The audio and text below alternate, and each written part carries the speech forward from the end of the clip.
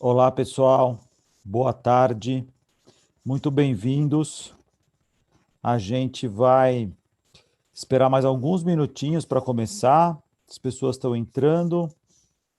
A gente começa em 2 minutos no máximo. Tá bom? Oi, Mozart, tudo bem?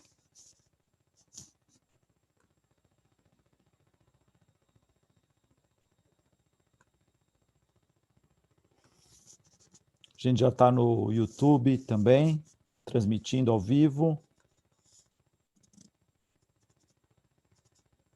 Daqui a pouquinho a gente começa.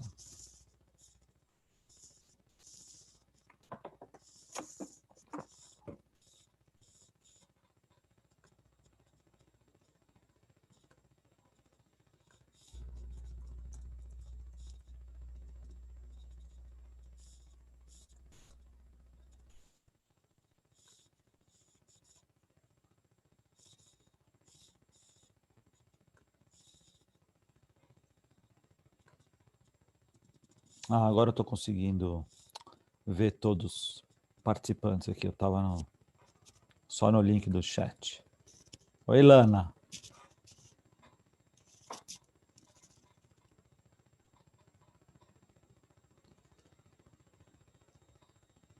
Bom, enquanto a gente vai recebendo as pessoas, né, vão chegando, eu vou pedir para... Bom, primeiro eu vou apresentar a Laís, a Ana e a Rebeca, que estão aqui apoiando a gente na parte técnica, na organização, né, dessa conversa. Andréia vai entrar com a gente já também, mais para o final da conversa. E a Laís, vou pedir para ela explicar como é que funciona a questão da tradução dos canais, né? Lá a gente tem o canal com tradução e sem tradução. Você explica para quem está chegando agora e também sobre as perguntas, onde que a gente vai poder fazer perguntas. Claro, boa tarde, pessoal. Então, só para avisá-los, tem aqui embaixo um botão de canais de áudio de interpretação, que vocês podem selecionar em qual áudio vocês querem ouvir. Então, se vocês selecionarem em português, tudo que a Els falar, vocês vão ouvir traduzido pela Rebeca. E se vocês selecionarem em inglês, tudo que o Alexandre falar em português, vocês vão ouvir em inglês pela Rebeca. Então, vocês podem selecionar o canal aqui embaixo. Se alguém tiver alguma dúvida, pode escrever no chat para mim que eu ajudo. E o chat, vocês podem fazer todos os comentários. Eu já vi que alguns de vocês já estão mandando oi aqui. E tem também um botão de Q&A, de perguntas e respostas. Então, eu vou pedir para vocês centralizarem perguntas no Q&A e não no chat. Então, no chat, vocês podem fazer comentários em geral. E no Q&A vocês colocam as perguntas que o Alexandre Santilli vai filtrar a partir dali. Tá bom? Webinar para vocês.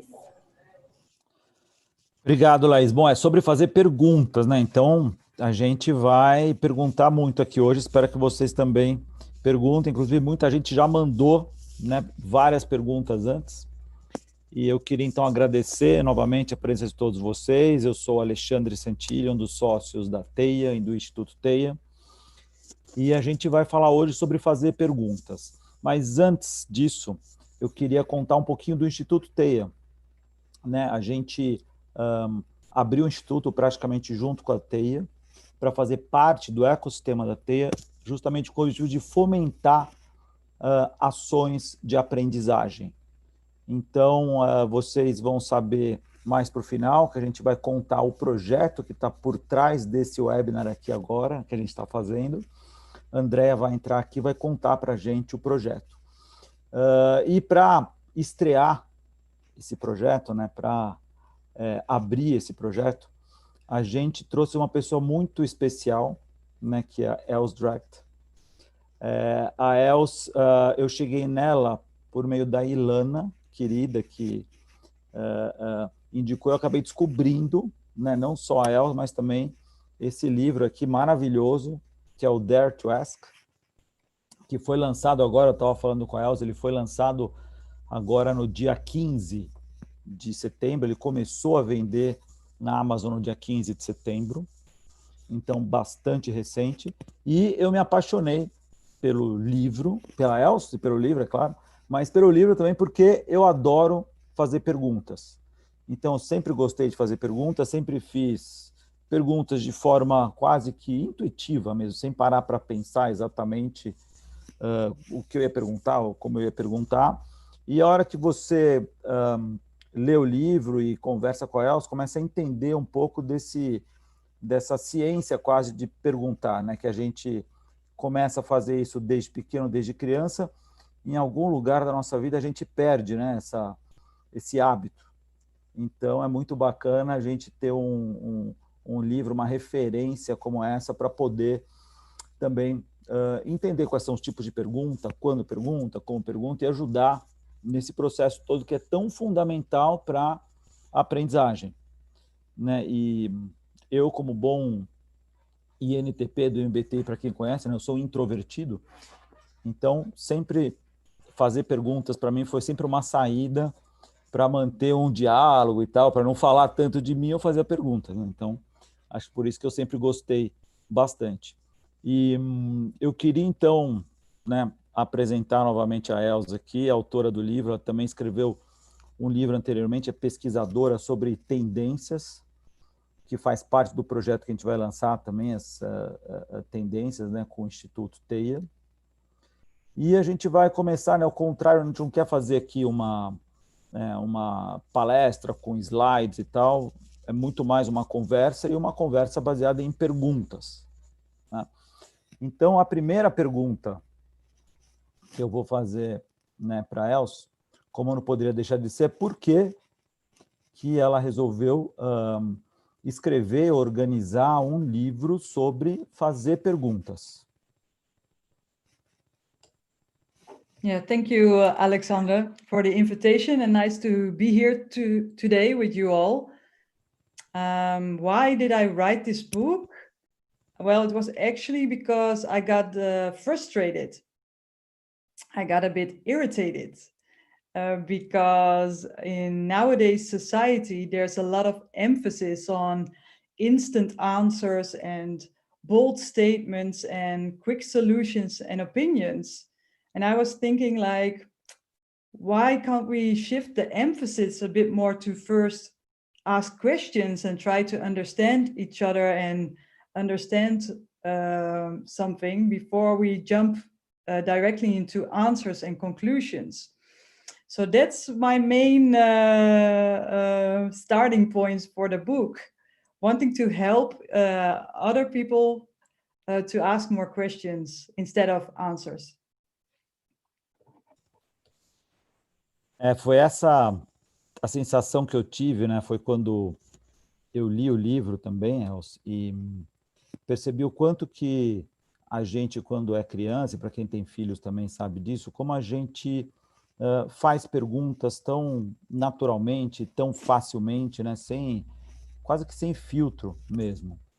E eu queria te perguntar o seguinte, quando que, na tua opinião, a gente parou de perguntar, né? Quando que a gente cresce, em que momento a gente parou de perguntar quando fica adulto e por que hoje é tão difícil fazer perguntas e a gente está, às vezes, muito mais aí impelido a querer dar as respostas. Qual que é a tua opinião sobre isso? Well, apparently we are at our question peak, so our highest rate of asking questions when we are around 4 years old, and then it all goes downhill. So what is happening, around this age? So we go to school, so we learn to read, we learn to write, and then you can find answers in books on the internet. You don't have to ask so many questions, maybe even.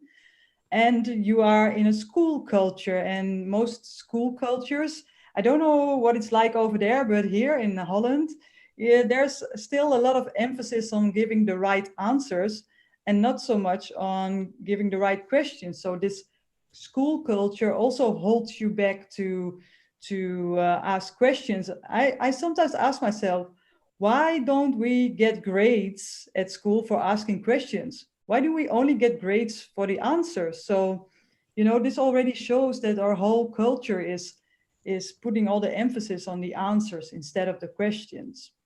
And then, when in school culture, you go to work culture, and there almost the same thing happens. You don't maybe feel that you're allowed to ask a lot of questions because of hierarchies, that you maybe have a lower position or you are younger. You don't dare to ask a higher up colleague, or you might feel that people are irritated when you ask questions in meetings. So yeah, I think these are all kinds of obstacles that hold us back in asking questions. So it's like school culture, work culture. And I think also asking questions makes you vulnerable because you show that you don't know. You also have to show that you want to know, that you care. So that is also something, of course, that is not easy for everyone.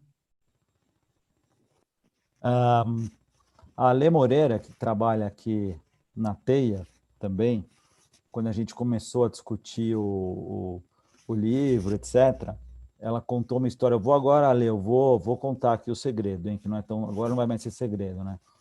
Que na escola que ela estudava, a mãe dela foi chamada, né, para ir na escola para conversar, porque ela perguntava muito. Ela perguntava demais. Então, a mãe dela foi chamada na escola para ver o que está acontecendo, que ela pergunta tanto, né? Que é como se não quisesse aceitar aquilo que os professores estavam colocando, né? Então, essa talvez, eu não sei quem já passou por uma experiência dessa com os filhos, ou talvez na escola, mas realmente a escola não é um dos lugares que mais incentiva a gente a perguntar. E eu concordo com você que no ambiente corporativo, até pela própria dinâmica de uma entrevista, né? Quando a gente vai para uma entrevista de trabalho, né, nós normalmente se pergunta muito e você tem que ali, né, dar as respostas, né? A gente tem pouca chance de fazer perguntas no momento de uma entrevista. Então já começa assim. E na cultura corporativa, a maioria dos lugares, principalmente quanto mais gente tiver, se você não se sentir confortável, você não vai perguntar, porque também tem medo de a sua pergunta ser uma pergunta que uma pergunta boba, que não faz sentido, ou que você já deveria saber. Então, de certa forma, a gente perde um pouquinho aquela capacidade de ser aquela pergunta ingênua, né, mais espontânea e tal. Por outro lado, que a gente tem, né, visto em várias organizações e programas de liderança, é que as empresas precisam inovar, né, precisam contar, né, com o comprometimento e a participação do time, etc., e fazer perguntas e ter essa liberdade para poder perguntar, para poder questionar, para poder colocar as suas ideias é fundamental. E aí algo que tem chegado muito para a gente assim, em relação à liderança, pergunta dos próprios líderes mesmo, né? O que um líder, né, de um time ou de uma empresa, não importa, né, pode fazer ou tem que fazer para que as pessoas se sintam mais à vontade para perguntar, para questionar. Na tua opinião, o que um líder pode fazer, Elcio?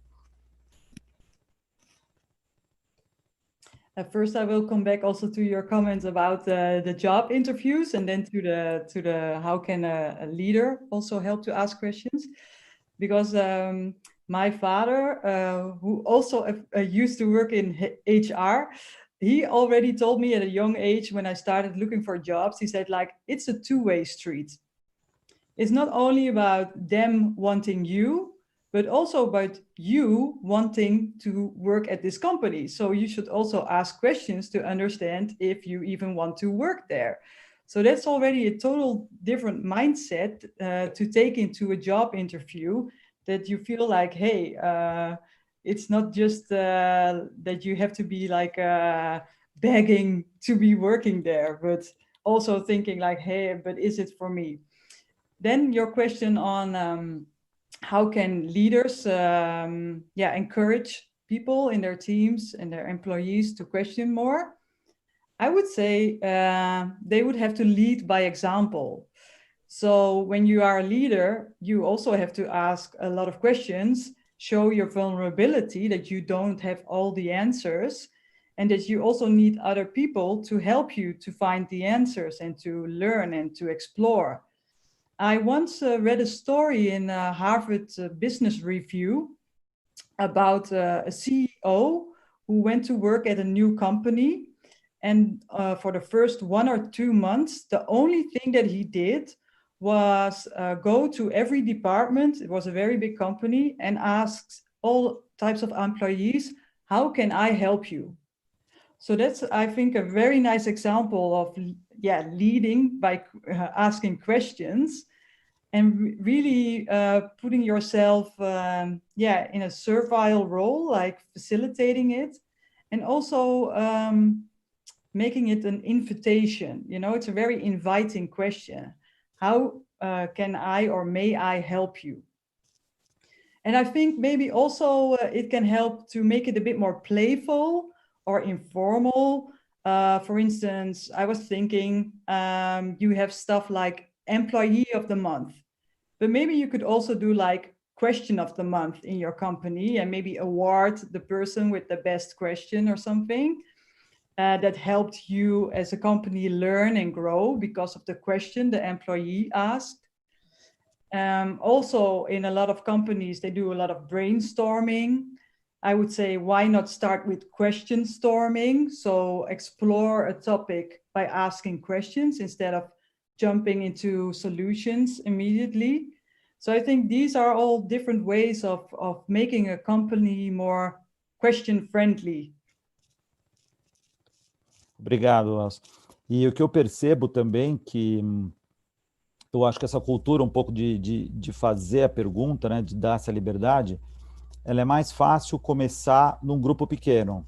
As pessoas sentem mais à vontade num grupo pequeno para depois ir expandindo o grupo onde você fica mais confortável para fazer perguntas. E uma coisa que eu tenho conversado com alguns CEOs até, que é interessante, eu tenho feito a seguinte pergunta: você como CEO, você se sente mais na obrigação de responder perguntas ou você se sente mais fazendo perguntas? E o que eu ouvi foi que ele se sente mais na obrigação de responder, porque ele tem perguntas de todo lado, né? Quer dizer, da própria equipe, dos acionistas, da imprensa, muitas vezes. E aí a provocação, né, que eu fiz foi: quantas perguntas que nós respondemos com outra pergunta?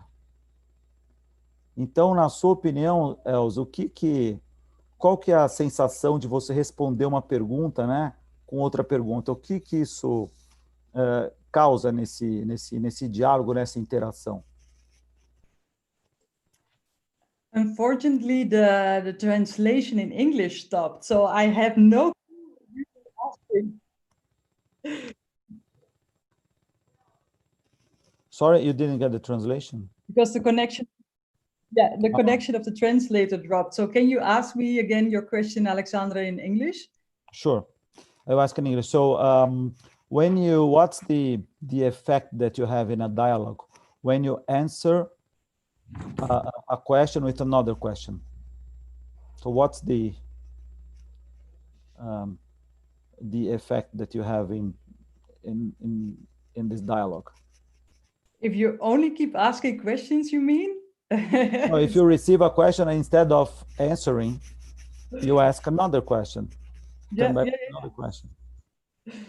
I think you will get stuck in a loop of questions because it's of course nice to ask questions and then another question, but you also ask a question to explore something and to learn something. So it could be that when you get all kinds of, you get like in a question loop, you might also learn something, of course, but I think, okay, in the end, you also want to have an answer.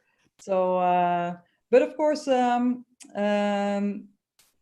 sometimes it's also used by the media. I don't know if you know, people like politicians who are, or football coaches and players who are very trained in media communication, that they try to avoid the question, for instance. You can also sometimes use a question to avoid one, like you would say like, oh, how are you? And I would say, how are you? Just to say, yeah, to not answer. So it can also be a way to deflect. Verdade, verdade. Els, if you are not receiving the translation, let me know, okay? I'll continue in Portuguese. Eu vou ler algumas perguntas aqui, né, que o Antônio colocou o seguinte, né? Ele também gosta de fazer perguntas, e o ponto dele é o seguinte: por que algumas vezes as pessoas não respondem às perguntas que fazemos? De que adianta fazer perguntas e não obter respostas? Então, eu tinha que fazer essa pergunta também, Antônio, porque foi uma pergunta aí tricky, né? Porque você, claro, quer uma resposta para essa pergunta. Então, como lidar com uma situação como essa? Onde você faz a pergunta e a resposta não vem, onde você percebe que o teu interlocutor está fugindo de dar a resposta.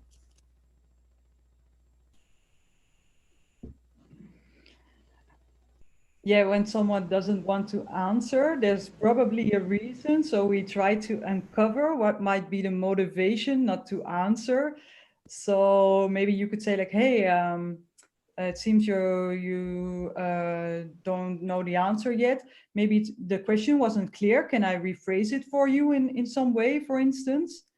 So that's also to know about the intention of not answering is something to find out. But you could also maybe reflect on that it could also be part your responsibility partially, because how did you ask the question? Sometimes you can ask a question in a very challenging way, which is not an invitation, or maybe not felt as an invitation, but more like almost an assault.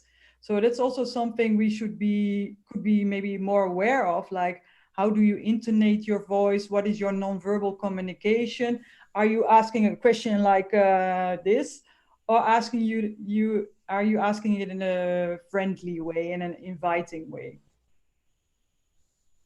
É curioso que você falou do ponto de vista de quem está perguntando. A gente sempre pensa que a pessoa que está recebendo a pergunta não quer responder, e muitas vezes é a forma que a gente perguntou. Eu estava tentando achar no livro aqui que você fala de perguntas construtivas e não construtivas. Então, tem aquela pergunta que você realmente incentiva a pessoa a responder, convida ela a responder, mas tem aquela pergunta que você, de alguma forma, já coloca uma barreira, já está discordando da pessoa em relação àquele ponto, né? Já coloca uma posição. Não é a pergunta, vamos dizer assim, curiosa, mais ingênua. E aí, sim, isso evita que as pessoas respondam. Então, eu concordo, sim, que tem muito do jeito que a gente faz, que a gente formula a pergunta. E, de novo, eu volto à questão de você fazer isso num ambiente, né, com menos pessoas e com mais pessoas. Então, quanto menos pessoas, talvez você tenha a chance de obter respostas mais francas e diretas, sem tanto filtro. Quanto mais pessoas, a tendência é você ter mais filtros. Isso faz sentido, Els, para você, essa questão dos filtros que as pessoas colocam? I think you can also see it when you are, attending a conference when it was still possible, before COVID, that we were in these big arenas listening to someone speaking, and then they would ask questions from the audience. That often the people that ask these questions are actually not really asking questions, they are just making their own point. So, and often maybe you also feel when you are in this audience that you feel like, oh, I don't dare, because it's such a big group, and you feel really the spotlight on you when you have to ask this question. Or maybe this was the same when you went to college and you had like these big lecture halls, and the professor said something like, oh, is there a question? And everyone was like, well, we don't want to ask because it's such a big group.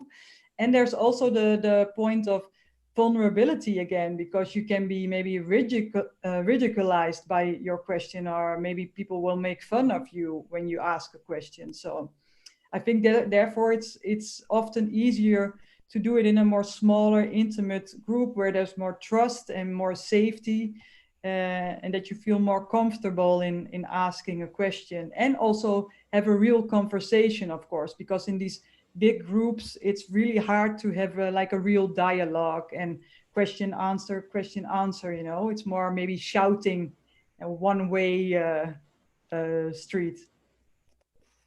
Não, eu concordo com você. Quando a gente vê aquela pergunta que a pessoa não quer perguntar, ela quer mostrar que ela sabe, é muito chato. Não, aquela pessoa que pensou na pergunta para parecer inteligente, né? Quer dizer, ela quer mais chamar atenção para a pergunta dela ser tão boa do que efetivamente saber alguma coisa. Agora, deixa eu te fazer uma pergunta do lado contrário, né? Que alguém mandou aqui no Q&A. Se eu faço parte de um time, né? E o que eu posso fazer para que o meu líder perceba a importância de fazer perguntas? Quer dizer, eu como parte desse time, como é que eu sensibilizo a liderança da importância da pergunta?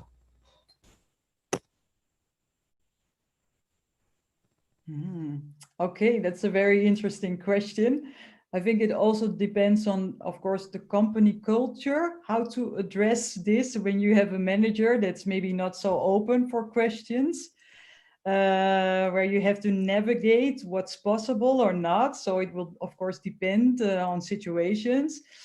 But some managers might be sensitive to hearing interesting examples from other companies where, you know, questions help them to innovate and to move forward. I think you can find some cases online for sure, you know, to almost build a business case for asking questions, you know, like you would also do when you have to push a certain project or an idea. You can also think like how to impress this specific person. What is he or she sensitive for? Is it maybe numbers or facts on the effects of asking questions?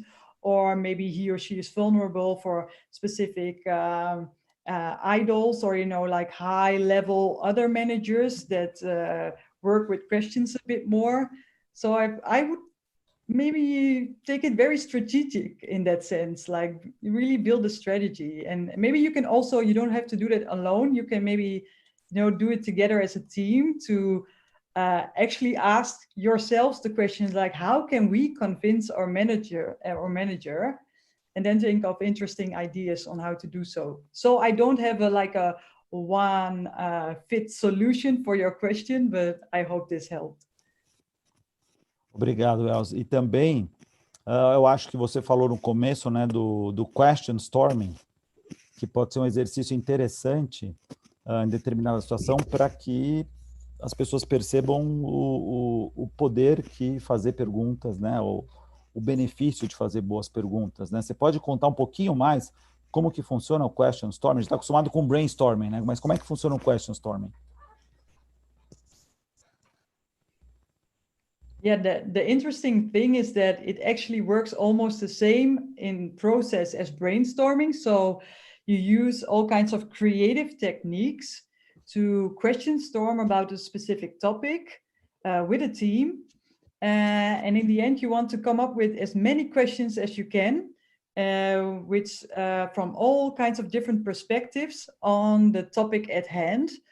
For instance, what you can do is a technique like where you first just do a question dump, like everybody writes down a lot of questions on a specific topic on Post-its, you know, many, and then use some creative techniques like, okay, when we look at this topic, what would a superhero ask? Or what would a celebrity ask? Maybe what would Beyonce ask? What would Obama ask?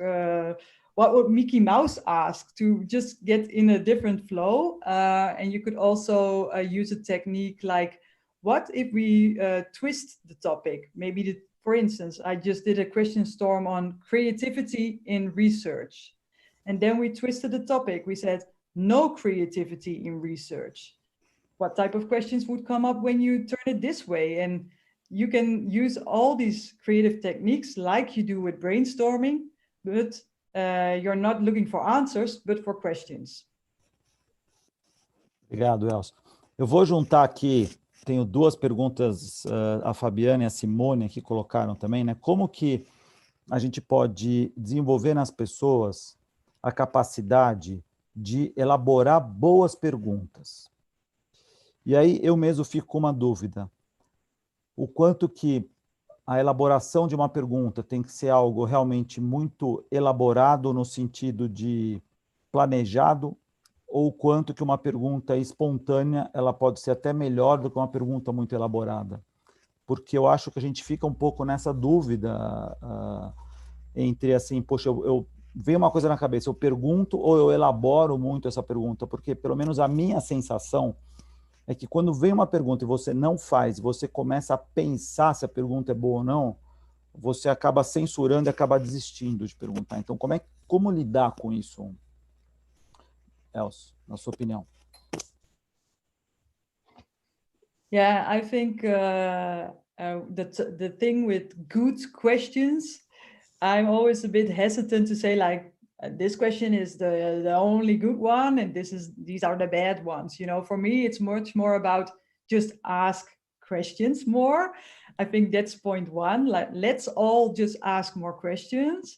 And point two would be more like, and make sure that you invite people with your question. That's maybe the most important thing to be aware of when you ask a question, to make it maybe as inviting and open as possible. Of course, when, for instance, I do it in a professional way, like I do research and I really interview people within a specific timeline, I think a lot more about how to phrase the questions and how to ask them. But that's also because it's, in a sense, not a spontaneous conversation, because it's planned and you have an appointment and then you do the interview. But when it's very spontaneous, yeah, then I wouldn't pause too much and think of a very good question in the sense of making it very formal, of complex, or with all kinds of difficult words or something. I think maybe you know the documentary maker, Louis Theroux. He has all these documentaries where he dives into specific scenes like neo-Nazis and alcoholics and football hooligans. And I read an interview with him in which he said what his question technique is to get people to, talk a lot. And he said, yeah, I just ask one simple question, a very open question that gives them the space and the room to answer any way that they like. So I would also say, like, don't overthink and overcomplicate things. Obrigado, Elzi. Tem assim, na verdade, uma questão da Natália e do Tiago também, que fala sobre questionamento parecido, sobre perguntas que nós fazemos já querendo enviesar as respostas, que eu acho que aqui no livro você trata como leading questions. Aquela questão, você já fala assim, você não acha essa minha roupa bonita? Né? Você já está querendo que a pessoa fale, eu acho, né? Você já está enviesando essa pergunta. O que você acha desse tipo de pergunta? Eu entendo que essa pergunta ela tem um momento para ser usada, né? Porque se a gente só fizer isso, imagino que vai ser aquele tipo de pessoa que vai ser vista como alguém que, olha, só quer, né, receber ou confirmar a opinião dela e não está realmente perguntando alguma coisa verdadeira. Então, como que a gente consegue, de um lado, evitar esse tipo de pergunta, leading, e quando usar uma leading question? Yeah, I think a leading question can have its place when you are in a casual conversation and you're just trying to build a relationship with each other in a sense of connecting. And then it maybe is, like you say, like confirmation, someone asking for confirmation and you give them the confirmation, then you feel like, oh yeah, we have a connection, you feel maybe more comfortable to keep talking with each other and building a relationship. So for me, it would be okay if you do it once in a while, of course, in just a friendly conversation. It's a bit harder or gets more difficult if you are like me doing research and you have to be very neutral in the topic that you are researching. And you would do an interview and you on a new product, for instance, a new HR product or whatever type of product. And you would say like, oh, don't you also think this product is pretty amazing? And, you know, in market research, or that would be like a no-go, because you will get only the answer that you're already, you know, looking for, instead of exploring things in a really broad and neutral way. Obrigado, Elcio. Tem uma pergunta aqui do Fará, né, que ele fala o seguinte, do Ricardo Fará. Saudade de você, Fará. Que baseado na experiência dele, até como life coaching, as boas perguntas, depois que você lança essa boa pergunta, ela é bem formulada, ela própria ela ganha espaço e vida. Então, essa pergunta acaba gerando muitas reflexões e outras perguntas também, se a gente não desviar a atenção dela. Então, você concorda com isso, que algumas perguntas realmente são muito importantes para abrir esse espaço de intimidade, de segurança psicológica mesmo?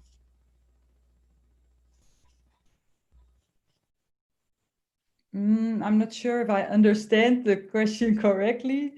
What I hear you say is that a good question should be one that has a life by itself. So if you make a good question, then you can open a conversation with psychology, safety, and people just open themselves and go on. So in a way that some questions are very powerful to enable this kind of openness. Do you agree with that? And yeah, I think maybe like a life coaching or a psychotherapy kind of situation is of course much more about reflecting on yourself than having a more like casual conversation with someone. So that's really, again, a specific situation also that you're in, and that in this dialogue, the coach wants to help the client, so to say, to understand their own feelings and motivations. So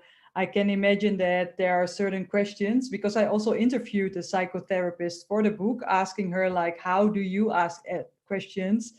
And she says like the answers are already in the person.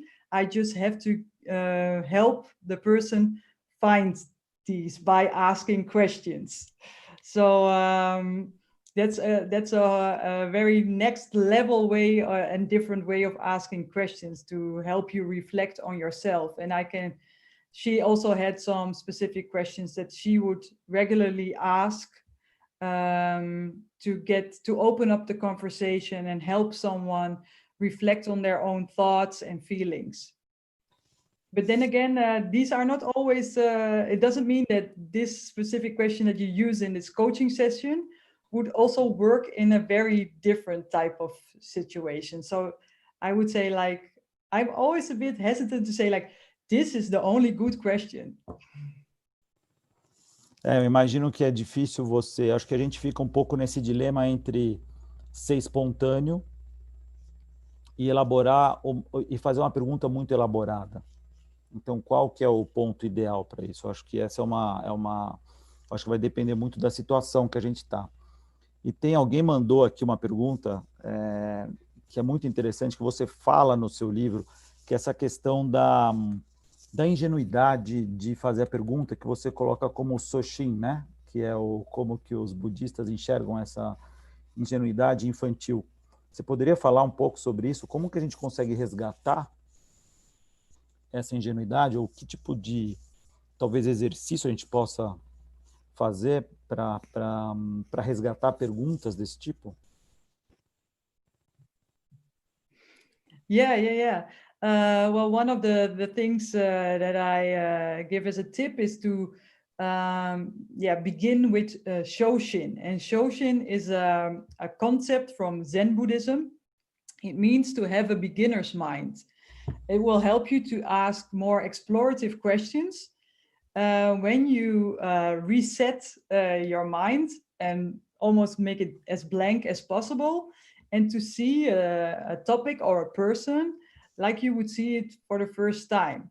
And I also do a lot of workshops with lectures at universities with students. And I often tell them like, okay, maybe it helps when you would think that you are an alien and you're landing on this planet. You see this person for the first time. What would you ask to understand who they are? Or you see an object for the first time, like, what is this? Is this for putting on your head, or should I stick my hand in it? Or I don't know, is it a jewelry? Or to really to stretch this imagination in a sense, to look at a topic or a person from various angles.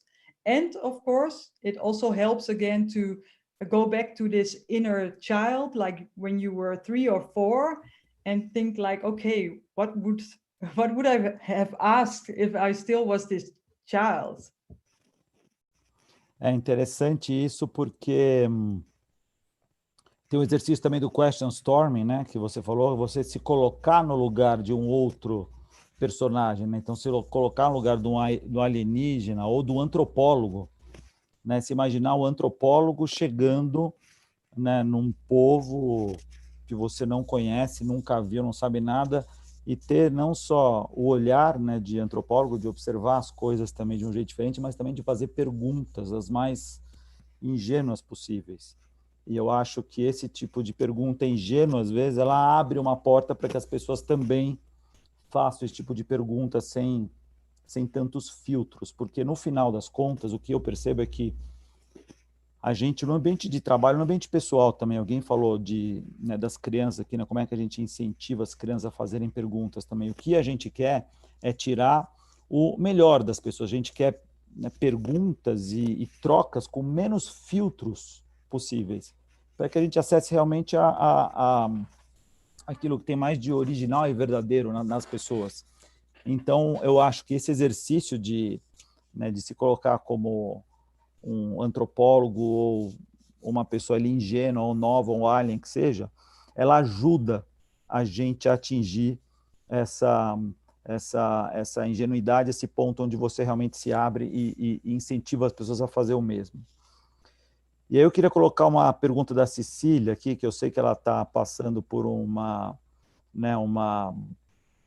questão de transformação cultural, e eu achei muito boa essa pergunta, Ceci. O que você faz para gerenciar, por exemplo, um grupo de pessoas de uma empresa onde as pessoas têm muitas perguntas e a organização não tem todas as respostas? Como que você gerencia essa ansiedade por respostas? Oh, that's also a very interesting situation where you don't have all the answers and where people have a lot of questions. Yeah, I would say like it's always best, I would say, to just share that you don't have all the answers, and maybe you have some reasons why you don't have these answers yet, or maybe you have some how would I say, like, point on the horizon that you would say like, I don't have the horizons yet, but we are working on it and we will be able to give you more insight within 1 week, 2 weeks, I don't know, to lessen the anxiety, because often it's very hard, of course, for us people to live in uncertainty. You can see it right now also with the pandemic, that it's really hard, that you don't know where the end point is or where you are going to, and to arrange your life, your daily life in this situation. So it seems quite similar to the situation you described then in the workplace. And yeah, I don't really have maybe an elaborate answer, but I would say like, it's also okay to not know.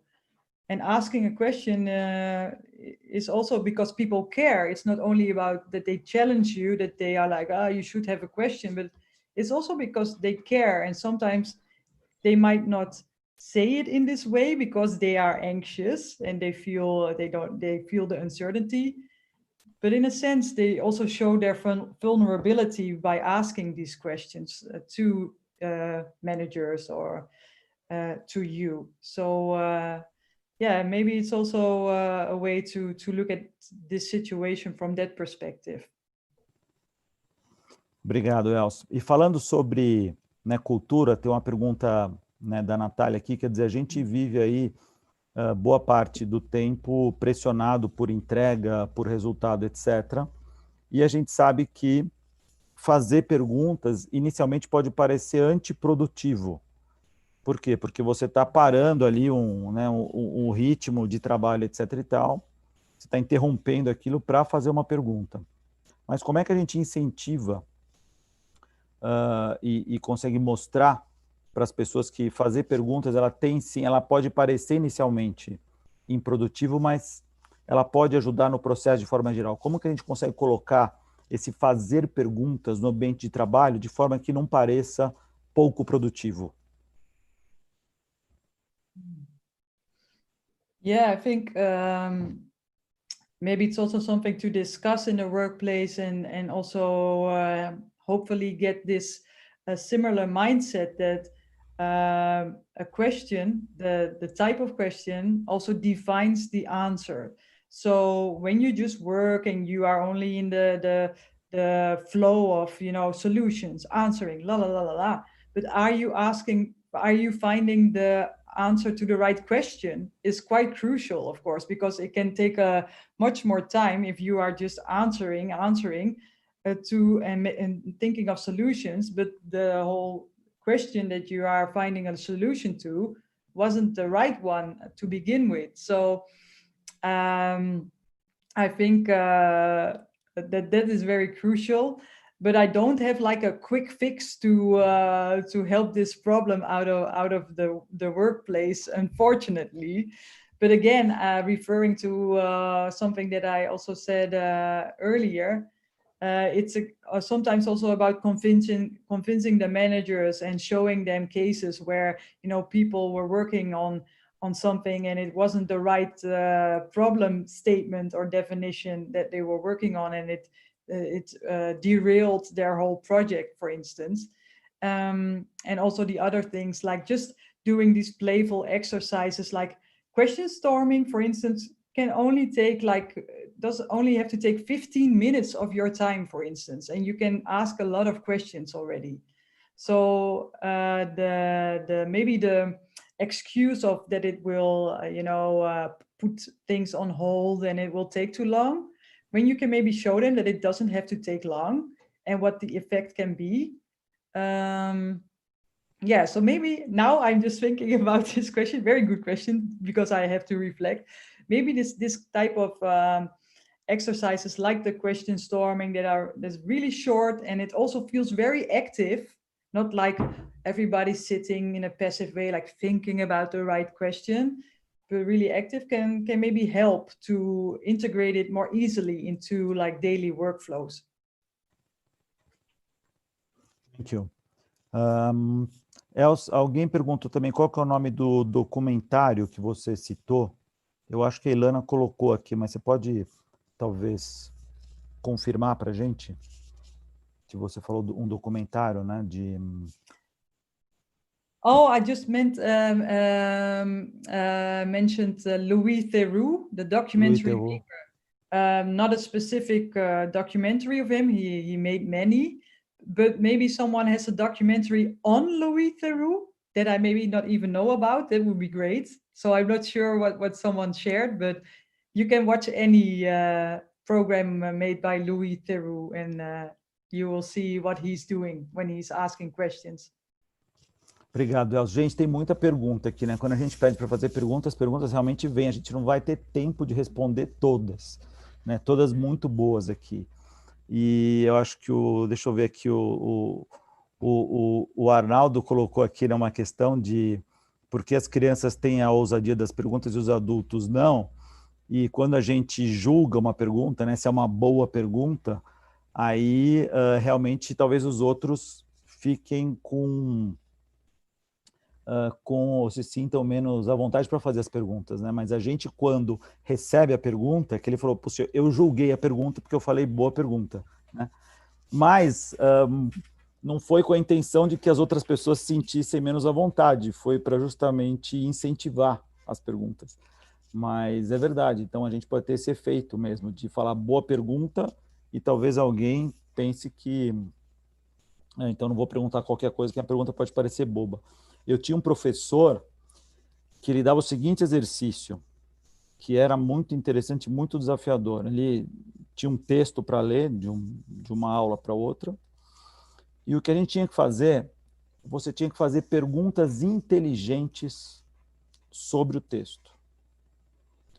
Ou seja, não pedia para responder uma pergunta, mas para você fazer pergunta inteligente. Eu vou contar para vocês, fazer pergunta inteligente sobre um texto é muito mais difícil que parece, porque você não vai no óbvio, né? Falar quais são os 3 pontos que o autor fala sobre está escrito ali, né?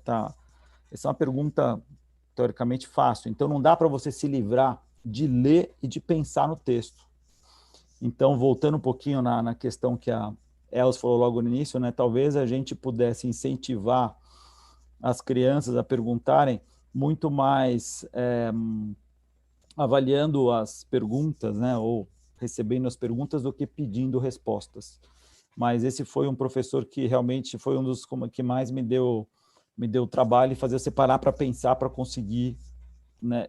Não só ler o texto, mas depois trazer as perguntas inteligentes. Então, a gente já... Bom, como eu falei, tem muita coisa aqui, né? Vou fazer a última do Paulo aqui, hein, Paulo? Para você, a última pergunta, né? Qual que é a sua pergunta favorita numa primeira conversa com um cliente, Els?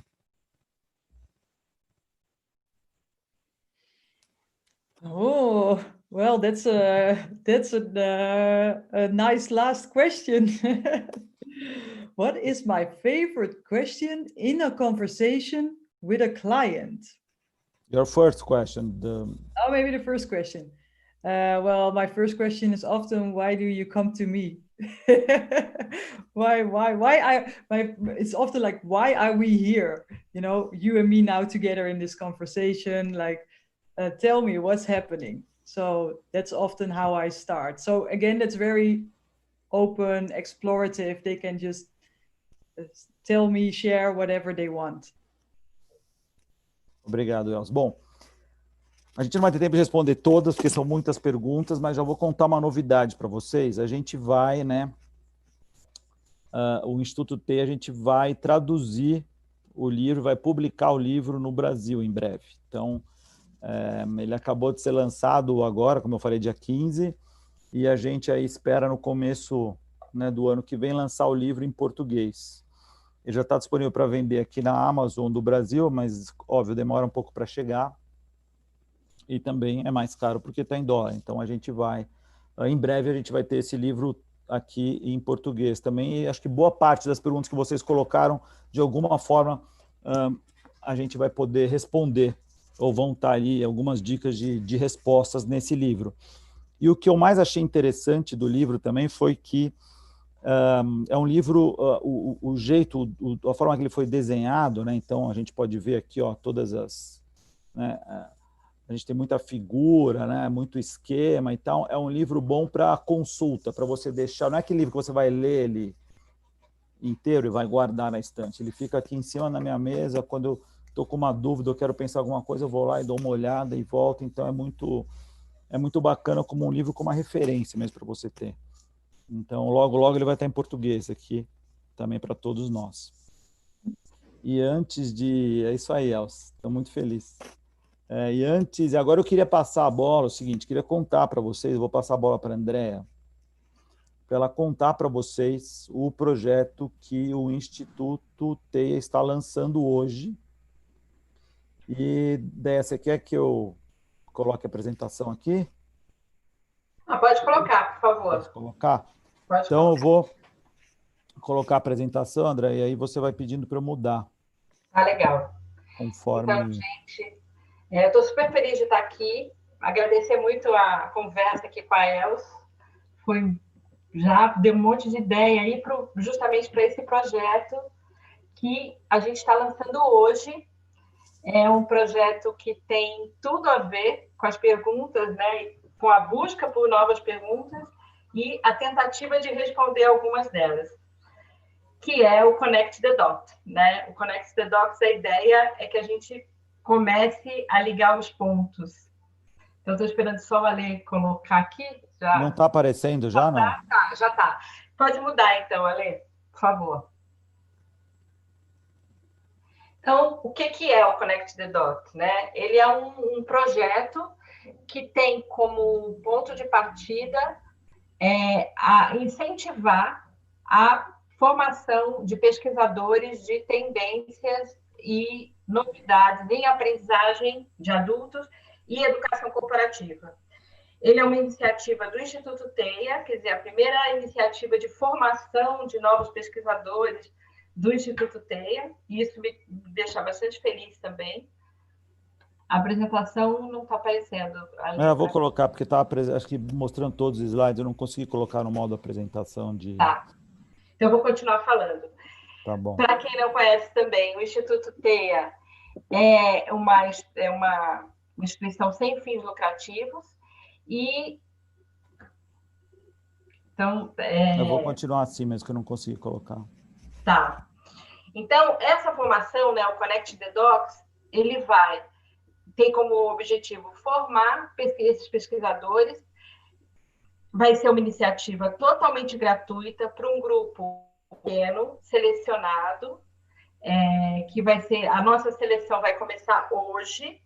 De preferência, a gente está querendo que tenha gente de todo o Brasil, né, jovens, adultos de todo o Brasil, que traga essa cara também, né, das perguntas e ideias que possam surgir fora do eixo Rio-São Paulo. E a gente vai ter muita gente bacana junto com a gente construindo esse projeto. Então, acho que pode passar. Como é que ele vai ser estruturado? São 6 encontros, todos eles online pela plataforma Zoom, sempre quintas-feiras, começando no dia 22 de outubro e termina dia 10 de dezembro, das 6h30 às 9h, com esse grupo reduzido, né? Então, um grupo reduzido, dividido em pequenos grupos. E quem que vai estar com a gente? Então, eu, como estou coordenando o projeto, a gente tem o Rafael Comenali, que deve estar aqui, eu vi o nominho dele assistindo aí junto da apresentação, que vai ser o nosso anfitrião, que vai conduzir o projeto inteiro, né, junto com os grupos. Eu vou dar esse suporte para ele. E a gente tem grandes nomes, assim, então a Sabina Delwick, que ela faz o lançamento do projeto, falando de tendências e sinais do novo, no dia 22. A Carla Arena e a Samara Brito, que trabalham com educação, são parceiras do Google, vão estar com a gente falando de práticas, né, da educação, práticas de como trazer essas tendências para o universo da educação.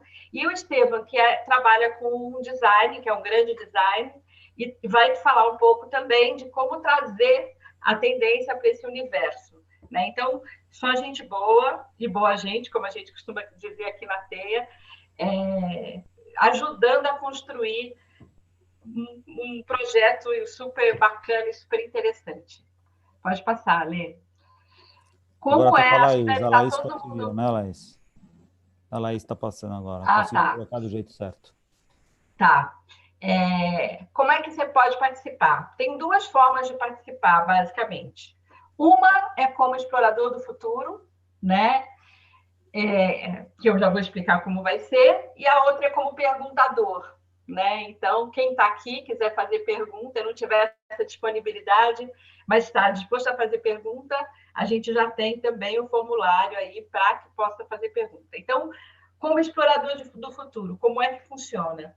A gente vai abrir as inscrições, então vai ter um pequeno processo seletivo. As inscrições elas abrem hoje, agora, a partir de agora, né? Dia 29 até o dia 9 de outubro. Essa inscrição é feita pelo formulário Typeforms, que não sei se a Laís vai abrir aqui para vocês verem, mas é um formulário, depois a gente vai disponibilizar o link. Já tá no chat o link, Déa. Oi? O link já está no chat, já. Já está ótimo. Então, já está disponibilizado. Preenche o formulário e, depois disso, faz um vídeo de, no máximo, 1 minuto, respondendo uma pergunta, né? O que você reinventaria no mundo?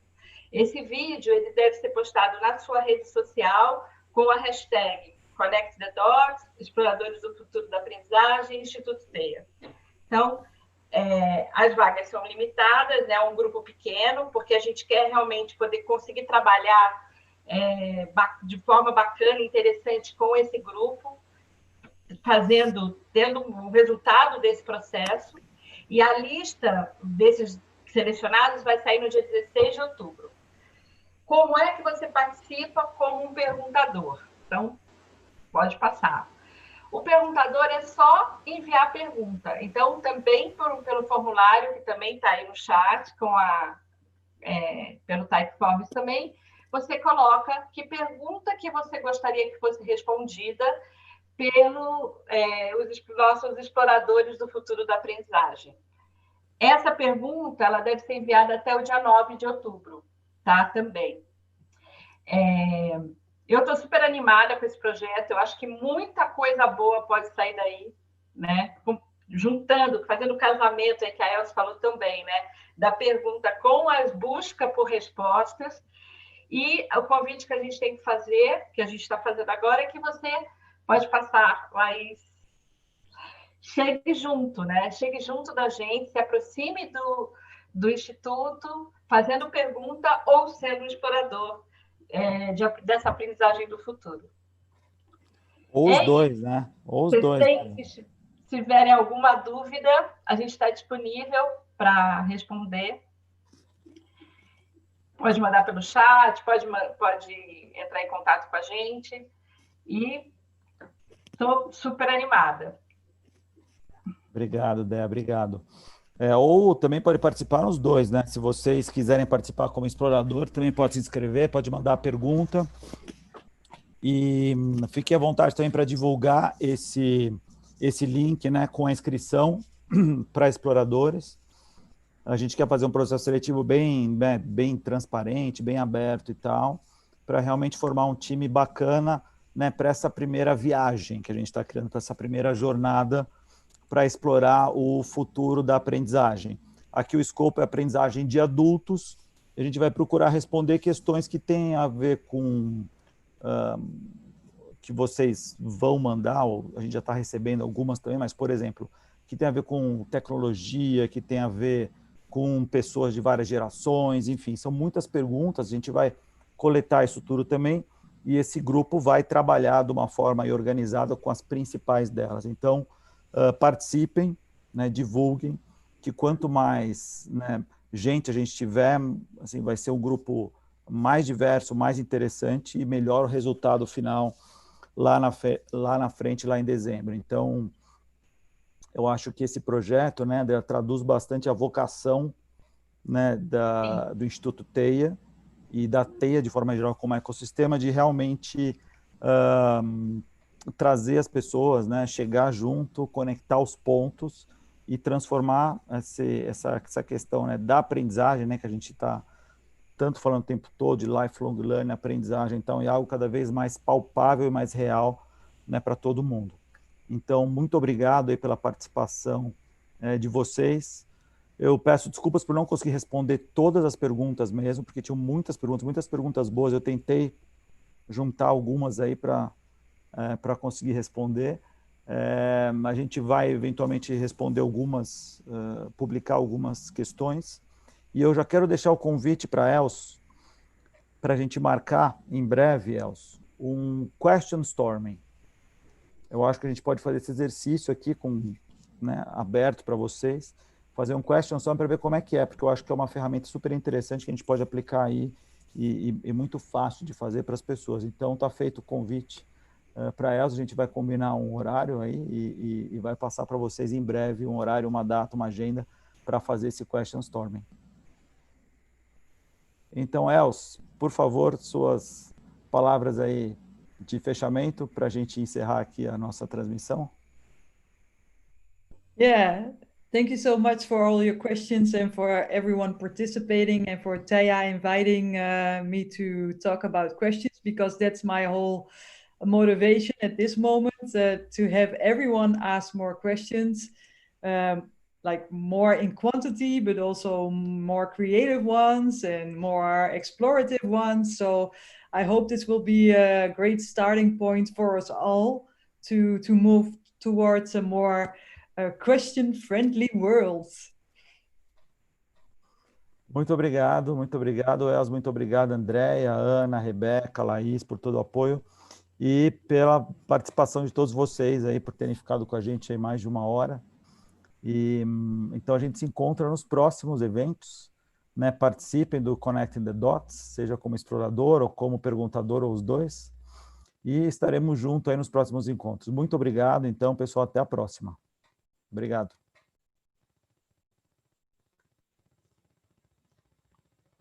Tchau, tchau.